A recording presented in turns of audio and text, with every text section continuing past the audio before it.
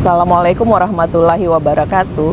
Teman-teman sekalian yang tercinta, saya senang sekali berada di suatu ruang di mana ruang ini masih sangat asri, ada pohon, ada suara burung, ada matahari yang sebentar lagi akan turun karena akan segera datang waktu senja. Itu menandakan bahwa sebenarnya alam ini masih bekerja dengan baik, tentunya ya. Kita masih menikmati apa yang menjadi keinginan kita untuk misalnya menghirup udara yang baik, mendengar suara yang baik. Meski ada sedikit kebisingan karena ini adalah kota, tapi di taman ini kita bisa mengambil sebuah kenyamanan misalnya gitu ya, dari hawa yang sejuk, dari pohon-pohon yang ada dan suara-suara burung yang berkicau. Nah, saya pingin ya teman-teman kita menelaah sebuah pandangan tentang ekofeminis. Saya kira teman-teman sudah tahu bahwa ekofeminis itu kan ada bicara soal ekologi di satu sisi dan feminis di sisi yang lainnya. Ketika kita bicara soal ekofeminis, tentunya kita tidak lepas bicara soal perempuan dan lingkungan kayak gitu ya. Jadi perempuan dan lingkungan itu sebenarnya kalau secara spiritual dia nggak bisa lepas. Tanah yang kita pijak itu tidak bisa lepas, karena di mana makam kita berada atau tempat kedudukan kita berada, disitulah nilai spiritual perempuan itu lahir. Kenapa dia lahir? Karena secara nature atau secara alami, perempuan itu memiliki apa yang disebut dengan nilai keperawatan, nilai caring ya. Jadi nilai itu semua adalah sebuah nilai yang akumulasinya pada perempuan. Tapi perempuan dalam bingkai besar politik ekologi atau politik lingkungan itu ada dalam sebuah kerangka ya yang kecil, karena disebut sebagai others. Apa itu others? Yang lainnya. Perempuan itu others. Terus ada juga yang others human. Jadi dia bukan saja perempuan, tapi juga human lainnya yang mungkin dia vulnerable di dalam status masyarakat kita. Vulnerable atau rentan karena posisinya yang miskin, dia tidak bisa mengakses sumber daya alam. Kemudian vulnerable karena dia adalah lansia misalnya, atau dia vulnerable karena dia other human yang tidak dihitung. Bukan saja tidak bisa akses, tapi tidak dihitung. Nah, ini dalam kerangka besar dari politik ekologi. Nah, kemudian ada juga posisi yang non-human nature, atau bukan human, tapi dia sebagai nature. Ada burung, ada hutan, ada pohon. Yang semua ini sangat cenderung bisa dieksploitasi. Kayak gitu. Jadi other human nature dan non-human nature-nya sendiri adalah 3 komponen yang masuk dalam grup yang disebut unjustified dominated group. Adalah grup yang didominasi oleh kekuatan besar yang ada dalam kerangka ekologi politik. Ekologi politik itu sesungguhnya gini ya, dia bisa berkekuatan yang sangat baik karena bisa melahirkan sebuah kebijakan besar untuk sebuah konservasi. Tapi kecenderungannya adalah bahwa konservasi itu tidak didukung oleh pembangunan yang mengarah pada keinginan untuk menguasai kayak gitu. Jadi keseluruhan pembangunan di muka bumi ini dikuasai oleh semangat eksploitatif kayak gitu ya. Jadi seluruh bingkai kehidupan kita di dunia menggunakan alam untuk dieksploitasi. Atas nama apa? Atas nama industri, atas nama apa? Atas nama pangan, atas nama apa? Atas nama energi dan lainnya kayak gitu. Nah, ini semua masuk dalam kerangka besar yang di kelompok tadi itu, 3 kelompok yang saya sebutkan tadi dalam kerangka ekofeminis itu didominasi atau dikuasai oleh penguasa ini. Lalu ekofeminis datang memberikan sebuah pikiran baru. Jangan percaya sama nilai-nilai teknologi kayak gitu, nilai-nilai yang dihasilkan ilmu pengetahuan dan teknologi. Jangan percaya pada sebuah kerangka yang berkeinginan untuk mengeksploitasi alam untuk kepentingan manusia. Itu jangan percaya kayak gitu. Nah, itu semua ada dalam kerangka pikiran yang lahir dari seorang filsafat, scholar, dan juga aktivis. Nah, saya sebutlah 2 nama, misalnya yang mencuat sebagai tokoh ekofeminis, misalnya Karen J. Warren, yang tadi membuat grup-grup yang saya sebutkan pertama, dan ada yang kedua yang berasal dari selatan, yang kita sama tahu bersama dan kita sangat bangga karena dia berasal dari selatan, itu Vandana Shiva. Shiva ini sebenarnya seorang fisikawan,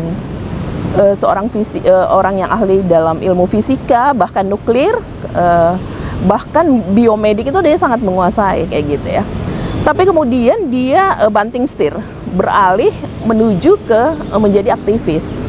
Karena apa? Karena dia sangat pusing dengan kelakuan-kelakuan para eksploitatif ini. Nah, inilah yang tadi kita bilang dalam sebuah kerangka besar yang coba dikoreksi oleh ekofeminis, bahwa alam itu bukan untuk dieksploitasi, tapi alam itu digunakan sebaik-baiknya untuk kebutuhan manusia. Nah, makanya saya suka sekali dengan kata basta itu. Basta itu kayak kalau dalam bahasa Inggris enough ya, cukup. Jadi kalau kita mencukupkan sebuah kerja itu dalam kerangka kita mau makan, kita cukup aja untuk makan kita, tidak berlebihan menjadikan makanan itu sebagai industri, itu sebenarnya cukup untuk kita di dunia ini makan. Karena begitu dia menjadi sebuah industri, dia masuk dalam pasar kapitalis, maka disitulah eksploitasi terjadi. Disitulah muncul nilai-nilai yang disebut dengan nilai pasar, yang itu kecenderungannya efektif dan efisien, diarahkan pada keuntungan sebesar-besarnya tanpa membuat apa yang harusnya menjadi keuntungan dirinya itu disisihkan untuk sebuah perbaikan lingkungan. Itu nggak ada sama sekali. Bahkan para kapitalis ini memperkaya diri untuk melakukan tindakan-tindakan yang merusak lingkungan kayak gitu. Jadi inilah yang bagi ekofeminis itu perlu dikoreksi besar-besaran. Mulai dari mana? Mulai dari pemikiran. Jadi dari pikiran itu sudah dilihat bahwa sebenarnya salah nih Barat ini memberikan sebuah kerangka bahwa developmentalis itu, atau yang disebut dengan development atau pembangunan, itu adalah sebuah kemajuan, higher modernity kayak gitu. Itu salah. Itu sebenarnya hal yang di luar sebenarnya oleh ekofeminisme itu di luar kajian yang sesungguhnya. Karena sebenarnya saat kita bicara sungai, kita tidak bicara soal teknologi yang menghadirkan banyak bendungan di situ, lalu kemudian sungainya dikonsentrasikan untuk sebuah irigasi, lalu dibangun teknologi di atasnya. Tapi sungai adalah sebuah nilai yang di situ ada budayanya, ada nilai sosiologisnya, ada nilai yang kita sebut dengan sustainable ekologi, yang kita harus jaga karena itu milik komunal. Dan juga bukan milik generasi hari ini aja, tapi generasi yang akan datang, ada 30-60 tahun yang akan datang.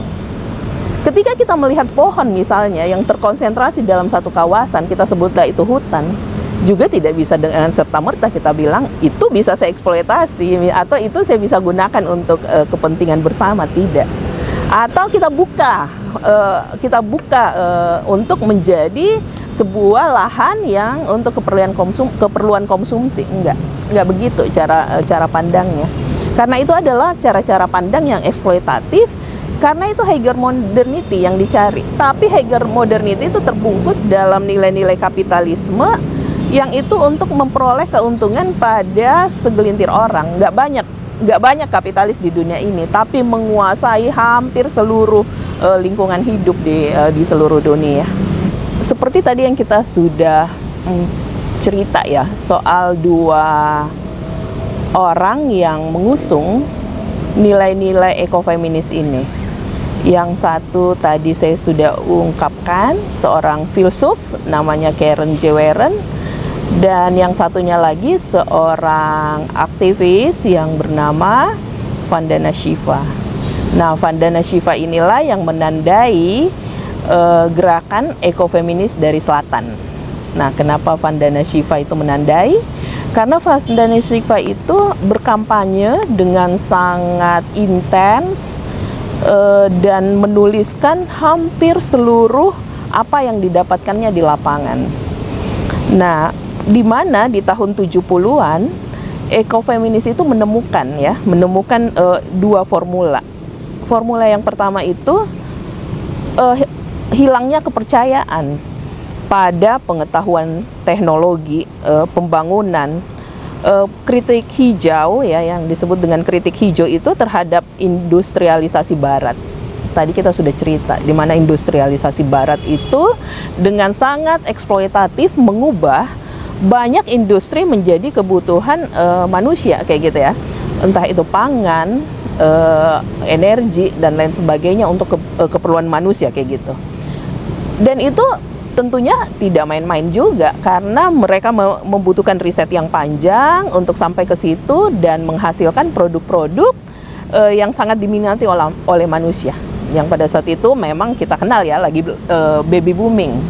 Kenapa baby booming? Karena di saat Perang Dunia Kedua banyak yang mati dan disitulah penduduk dunia itu ingin mengembangbiakan diri dan terjadilah kebutuhan konsumsi yang besar-besaran kayak gitu. Diiringi dengan kebutuhan-kebutuhan manusia lainnya yang akhirnya sangat konsumtif kayak gitu ya. Bukan hanya untuk kebutuhan pangan semata, tapi juga kebutuhan kosmetik dan kehidupan sehari-hari, mulai dia bangun sampai tidur kembali. Itu semua ada dalam seluruh kehidupannya.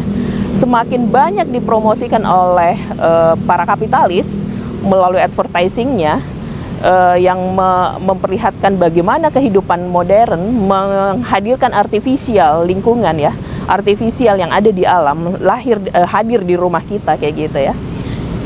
Itu sebenarnya semakin tumbuh industri di mana-mana.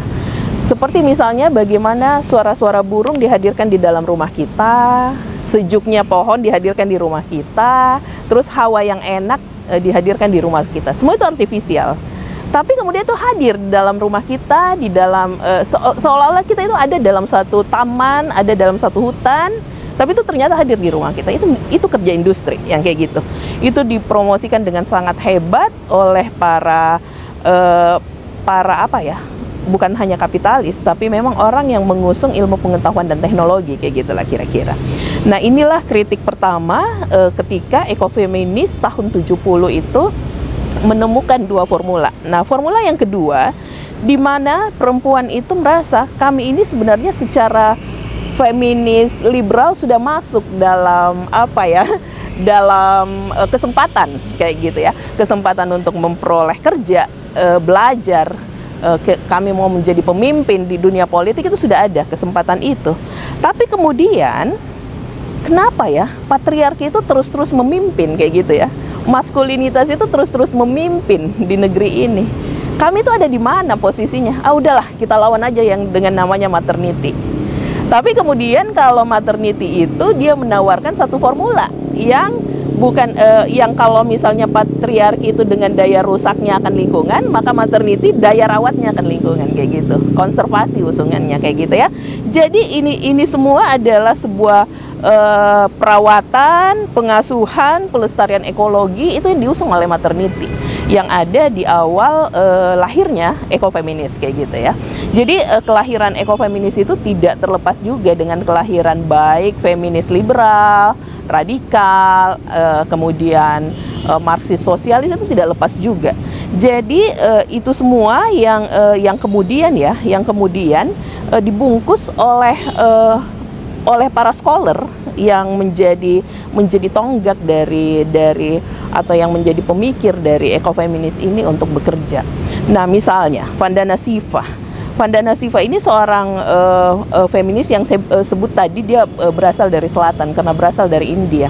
Banyak bersentuhan dengan petani dan mulai melihat bibit itu sebenarnya kenapa ya harus bibit itu jadi satu. Kalau kita di Indonesia itu ada yang kita sebut dengan revolusi hijau di tahun 69. Bibit-bibit itu yang banyak jumlahnya di Indonesia itu kok menjadi satu bibit beras yang disebut beras insinyur pada saat itu. Padahal itu tipenya IR ya, yang diteliti di IPB, di mana bibit ini membutuhkan pupuk dan membutuhkan air supaya bisa dipanen 3 kali dalam setahun, bahkan 4 kali dalam setahun, gitulah. Promosinya seperti itu. Jadi inilah yang melahirkan industri pertanian kita. Nah, itu yang kita kenal dengan istilah revolusi hijau. Revolusi hijau ini yang paling tidak disukai oleh Vandana Shiva. Karena bagi Vandana Shiva itu menghilangkan nilai yang namanya diversitas. Diversitas itu keragaman bibit, keragaman tumbuhan. Kenapa tumbuhan itu harus menjadi monokultur? Kenapa tumbuh-tumbuhan di misalnya di puncak itu harus diganti dengan eukaliptus atau hanya dengan pohon pinus atau hanya dengan pohon karet? Itu yang bagi Vandana Shiva, ayo deh mikir ulang nih soal bagaimana itu sebenarnya kita itu tidak boleh pikiran kita itu juga ikut monokultur. Jadi kalau Vandana Shiva itu bilang monoculture of mind. Jadi monoculture of mind itu pikiran kita yang dijajah terlebih dahulu sebelum kita melakukan aksi untuk melakukan monokultur kayak gitu. Jadi penghilangan diversitas yang menjadi yang menjadi titik tekan utama dari Vandana Shiva. Nah, bagi Vandana Shiva inilah kenyataan model pembangunan kita hari ini. Pembangunan kita diarahkan pada tadi yang saya sebut higher modernity, atau kita sebut dengan pembangunan ekonomi dan juga ilmu pengetahuan dan teknologi. Di mana ilmu pengetahuan dan teknologi yang menghasilkan monokultur dan menghilangkan diversifikasi ini mengorbankan perempuan yang sebenarnya secara subsisten itu misalnya gini, dia perempuan itu menanam padi, kemudian padi itu dimakan untuk keperluan sehari-hari. Itu namanya subsisten. Nah, itu menghilangkan nilai-nilai yang sebenarnya perempuan itu secara subsisten sudah itu dihasilkan kayak gitu ya. Nah, itu kenapa dia hilangkan? Karena sebenarnya kembali lagi ke tadi paradigma soal cara pemikiran atau cara pandang orang soal industri yang digerakkan. Pada saat industri digerakkan, asumsi Barat melihat bahwa miskin itu perlu pertumbuhan. Kalau kita miskin, itu karena nggak ada pertumbuhan. Jadi pertumbuhan itu perlu ada produksi, perlu ada yang namanya komoditas. Tapi komoditas itu apa? Untuk apa? Kayak gitu.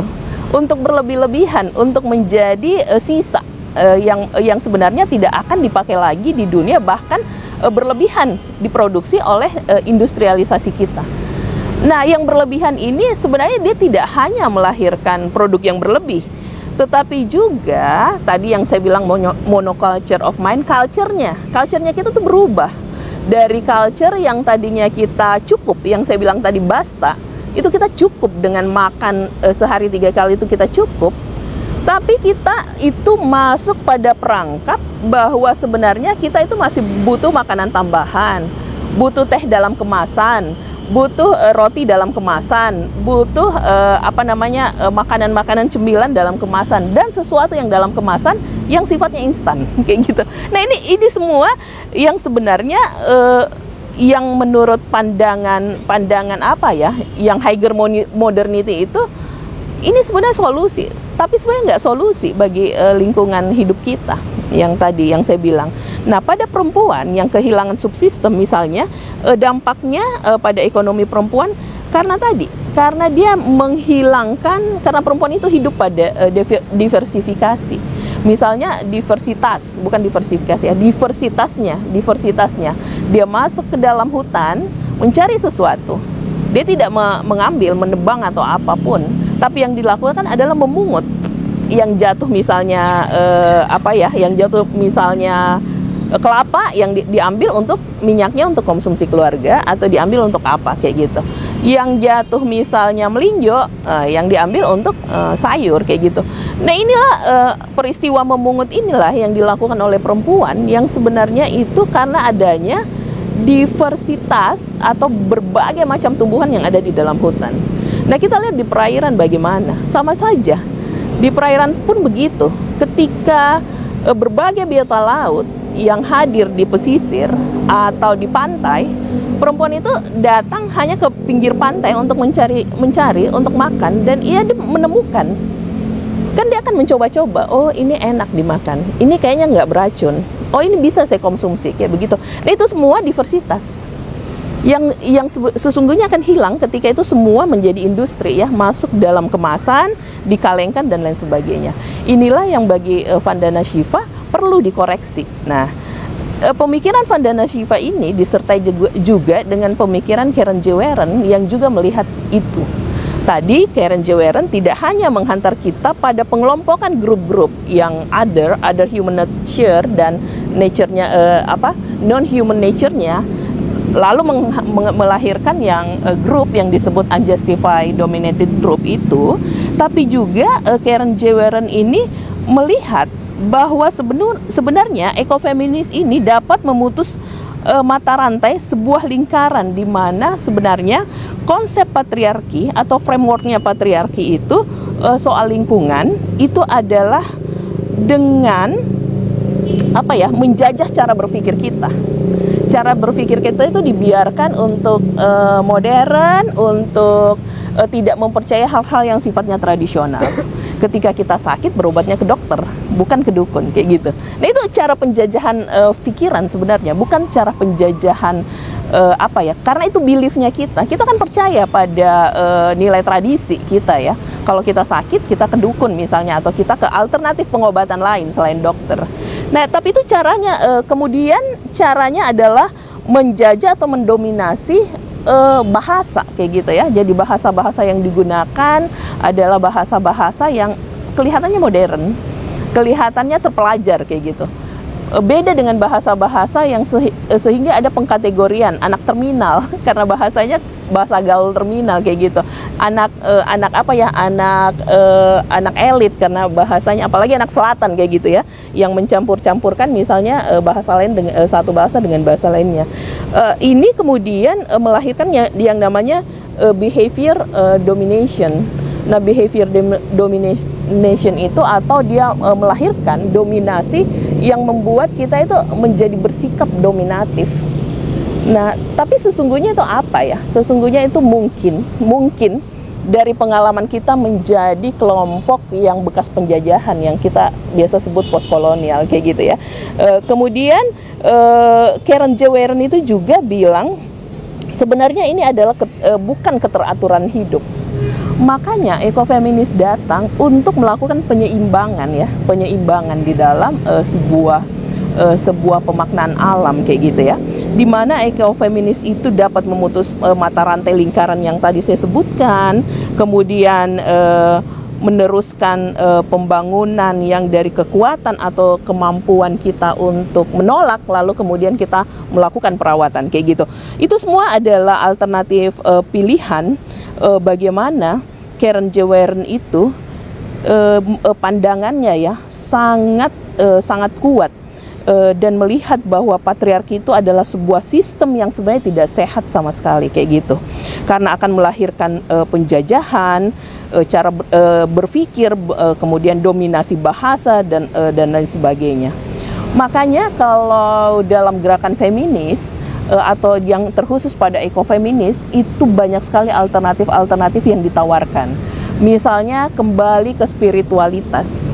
Misalnya alam itu sebenarnya menyimpan banyak nilai spiritualitas yang saya bilang tadi. Ketika saya misalnya ada dalam suatu mata air, saya sangat mempercaya air itu akan memberi saya kehidupan, bukan saja untuk saya tapi generasi akan datang. Maka belief saya atau keyakinan saya itu ya saya harus pertahankan dengan mempertahankan air yang ada. Nah, cara saya menjaga spiritualitas saya adalah dengan cara saya menjaga air itu tentunya. Ketika ada yang mau merebut mata air itu, berarti saya harus berjuang untuk mempertahankannya. Nah, seperti itu. Pola defense saya bisa lakukan, tapi bukan saja bertahan, tapi juga bisa juga melawan ketika ada yang mau merebut, begitu. Saya kira itu sifat alamiah manusia yang sebenarnya dimiliki oleh manusia juga sebenarnya. cuma tidak bekerja karena kita terlalu kuat didominasi oleh mulai cara berpikir sampai cara bersikap, karena kita hidup dalam sebuah nilai dominasi kayak gitu. Nah, inilah yang bagi perempuan yang dalam sudut pandang ekofeminis itu berkontribusi banyak pada lingkungan. Kedua, perempuan itu banyak juga berkontribusi pada pemutusan mata rantai makanan. Misalnya, ketika dia memilih untuk menjadi vegetarian, berarti kita tidak usah terlalu jauh memakai energi untuk membuat hewan-hewan yang kita makan itu berkembang biak. Tapi kita cukup putus hanya sampai pada rantai makanan, kita makan tumbuhan dan selesai. Nah, jadi sebenarnya vegetarian bukan sebenarnya hanya sebuah pola hidup ya, tapi juga cara feminis itu bekerja kayak gitu ya. Bekerja dalam sebuah bingkai gerakan dalam melakukan perawatan alam dengan memotong terlalu banyak energi yang habis ketika yang kita makan adalah daging kayak gitu, atau adalah ayam dan seterusnya. Nah, ada lagi satu, bahwa gerakan yang dulu di tahun 2000 disebut New Age atau gerakan baru ya dalam spiritualitas kita itu mengajak kita perempuan itu untuk well-being. Well-being itu adalah nilai kesentosaan. Sentosa dalam artian dia tidak sekedar melakukan konservasi pada alam, tapi dia menyadari bahwa sebenarnya alam itu akan memberikan pemulihan bagi dia. Makanya istilah seperti self-care, meditasi, itu sangat diusung oleh kawan-kawan gerakan lingkungan. Karena di dalam kesentosaan itu ada sebuah nilai yang sebenarnya kita bisa ada pada kesadaran hakiki kita. Apa itu kesadaran hakiki? Oke, ketika kita misalnya memetik bunga saja, kita sudah menyadari bahwa apa yang saya petik ini apakah akan merusak sebuah mata rantai atau tidak. Kemudian pada saat saya makan, akan saya sadari bahwa apakah yang saya makan ini, apakah saya pakai makan hanya untuk bertahan hidup atau untuk sebuah gaya atau sebuah nilai apa kayak gitu. Nah, ini semua yang sebenarnya oleh teman-teman ekofeminis atau teman-teman gerakan perempuan itu mulai mencoba, ayo kita melakukan ini semua dengan kesadaran kritis kita. Kalau misalnya makan cukup dengan 3 kali sehari, ya sudah cukup. Kita tidak perlu makan yang konsumsinya berlebihan, karena itu akan ada industri yang dibalik itu akan bekerja kayak begitu, dan tidak melakukan perawatan pada bumi yang kita sudah cerita tadi, bahwa nilai-nilai kapital yang dikejar oleh sebuah perusahaan pabrik itu tidak akan menggantikan atau memberi kompensasi apapun pada perbaikan alam kayak gitu.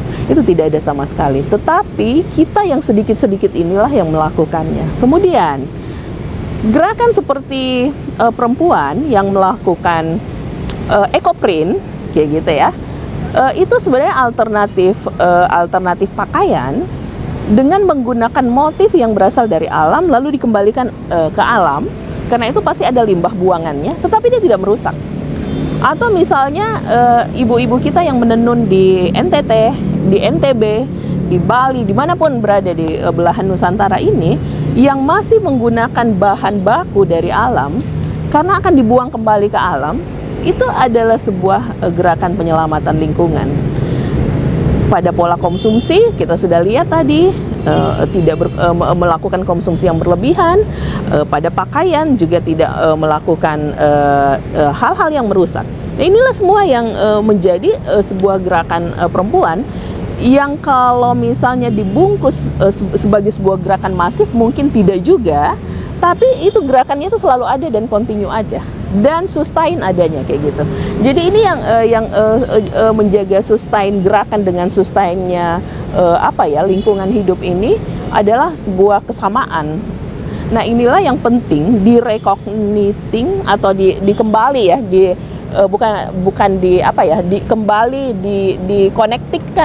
connecting, jadi direconnecting antara kehidupan manusia modern dengan alam yang membutuhkan konservasi kayak gitu.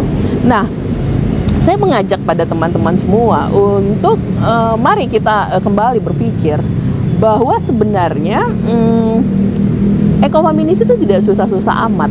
Tidak usah berangkat dari sebuah pemikiran yang kita tolak misalnya. Tidak usah juga berangkat pada ada diversifikasi atau ada nilai-nilai diversitas yang diseragamkan. Tapi yang perlu kita lakukan, apa yang kita bisa kerjakan hari ini.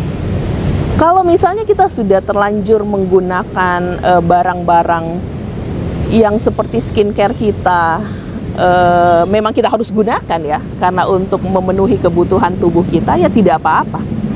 Tapi tidak berlebihan dan tidak menumpuk itu menjadi satu, karena dengan kita beli terlalu banyak, berarti kita akan membuat pasar kapitalis itu membutuhkan demand ya, atau kebutuhannya itu akan terus-terus ada kayak gitu. Kalau mereka terus-terus ada, maka industri itu akan terus-terus berproduksi. Maka alam ini kapan bernafasnya kayak gitu ya.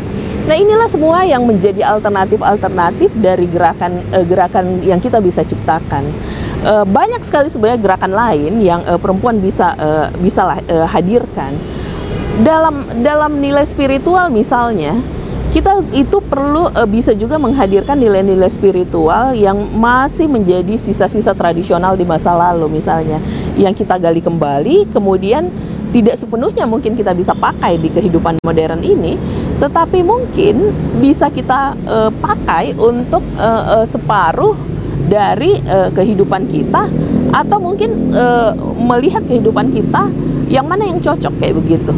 Misalnya menjadikan gerakan minimalis ya. Minimalis itu punya baju hanya 5 pasang, atau punya perangkat dapur hanya 2 pasang, atau apapun yang namanya gerakan itu yang kita mau ciptakan adalah untuk sebuah konservasi atau untuk penyelamatan lingkungan, apapun namanya, itu sebenarnya adalah sebuah berangkat dari sebuah keyakinan kita bahwa alam ini masih penting kita jaga, karena bumi kita hanya satu, tidak ada duanya. Tidak mungkin kita mencari alternatif bumi lain, karena belum ada hal yang tempat atau planet lain yang bisa menampung kita selain bumi yang namanya bumi ini. Jadi untuk itu yang ada aja kita sebenarnya sudah harus rawat, dan kita harus kontribusikan apa yang bisa kita kontribusikan. Jadi daya rawat yang dimiliki perempuan, kembali lagi bahwa daya rawat yang dimiliki perempuan itu harus balik lagi. Kita harus melakukan perawatan yang semaksimal mungkin untuk sebuah perbaikan dalam kehidupan kita. Jadi apa yang menjadi paradigma dari kehidupan ini perlu kita telaah kembali. Mari kita lihat ketika kita misalnya di bulan puasa ini misalnya, karena kita momentum Ramadan, kita itu cenderung untuk menggunakan seluruh seluruh sumber daya yang kita miliki untuk, saya nggak tahu yang namanya apakah itu charity atau itu adalah sebagai sumbangan, tapi kita kecenderungan kita menghabiskan seluruh sumber daya kita itu di 1 bulan ini, pada makanan, pada pembagian apapun yang saya lihat itu menjadi sampah, itu benar-benar seharusnya kita hindari. Kenapa kita tidak berpikir kembali melihat bahwa sebenarnya cukuplah dengan kita berpuasa, maka kita juga bisa berpuasa untuk tidak melakukan hal-hal yang berlebihan seperti itu. Teman-teman, sekali lagi saya kembali bahwa ekofeminis itu lahir dari sebuah gerakan ekologi dan gerakan feminis, di mana perempuan itu kembali menyadari bahwa sebenarnya alam itu kalau tidak diberikan nilai, itu dia tidak akan baik dengan sendirinya. Ketika COVID misalnya semua shutdown, dan kemudian shutdown ini membuat seluruhnya pulih dengan sendirinya, itu hanya adalah peristiwa langka yang akan terulang mungkin 100-200 tahun yang akan datang. Tidak akan begitu, karena kita pasca COVID itu traveling di mana-mana, harga tiket meningkat, itu karena semua orang akan bepergian. Nah, sekarang mari kita lihat bahwa apakah momen dari COVID, momen dari Ramadan itu bisa memberikan pemaknaan pada kita bahwa nilai-nilai pada penyelamatan lingkungan adalah sebuah nilai yang teramat penting kita lakukan. Nah, kembali lagi bahwa perempuan memang harus punya alternatif gerakan selain gerakan politik semata yang praktis sifatnya. Tapi gerakan politik lingkungan itu juga menjadi keharusan perempuan untuk sebagai pionir. Karena kita ada dalam satu perubahan iklim yang sangat besar, yang kita harus hadapi, harus adaptasi, harus mitigasi, dan kita harus punya daya lenting untuk itu.